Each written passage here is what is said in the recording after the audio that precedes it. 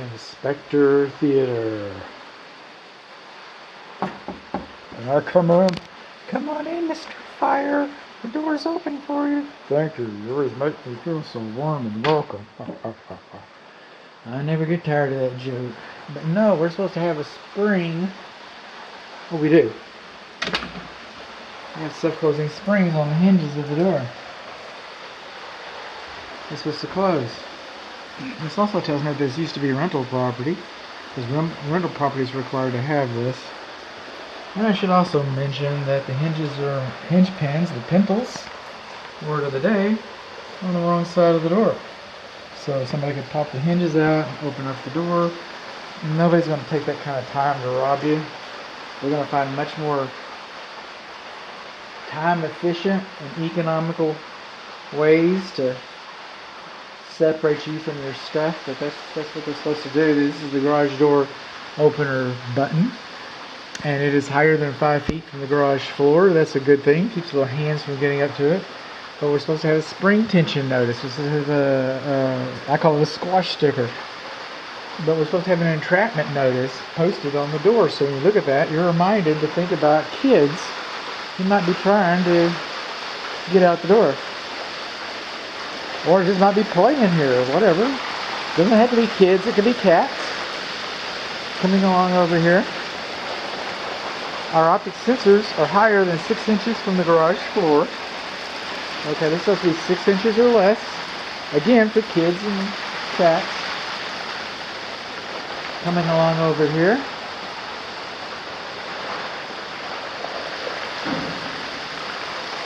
We do not have, I just undid the safety release that was nice and smooth, but I don't have a handle inside the door, so I'm going to go over here and see how this is bent up, because people have been coming up here. And we want to take it down about halfway.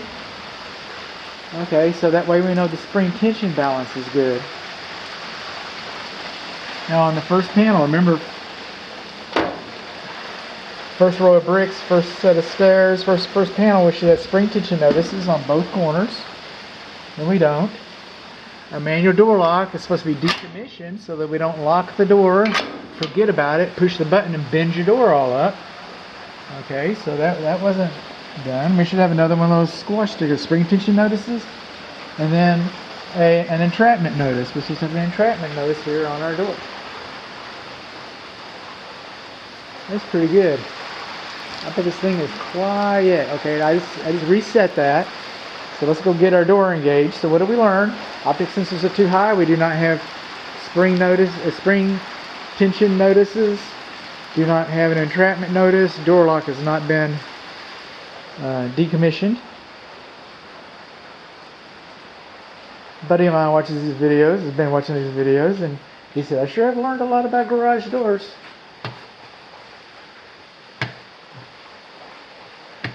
Unlock.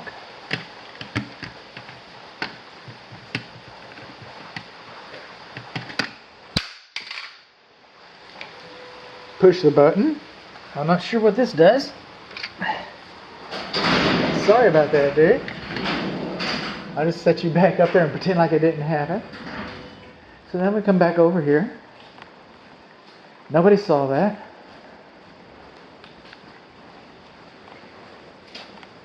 Optic sensors are too high.